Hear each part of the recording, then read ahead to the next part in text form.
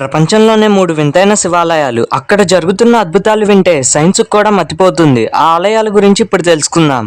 Number 1, గుజరాత్లోని Arabia సముద్రం మధ్యలో ఉన్న నిష్కలంక మహాదేవ ఆలయం. ఈ ఆలయం ఎంత చిత్రమైనది అంటే ప్రతిరోజు మధ్యాహ్నం 1 గంట తర్వాత సముద్రం వెనక్కి వెళుతుంది. దాంతో ఈ ఆలయాన్ని చూడవచ్చు. కానీ మరలా సాయంత్రం 7 గంటలకి ఆలయం మళ్ళీ సముద్రంలో మునిగిపోతుంది. ఇలా ప్రతిరోజు క్లైమేట్ కండిషన్స్ తో సంబంధం లేకుండా సముద్రం ఇలా ముందుకి వెనక్కి వెళ్లటం శివాజ్ఞగా భావిస్తారు.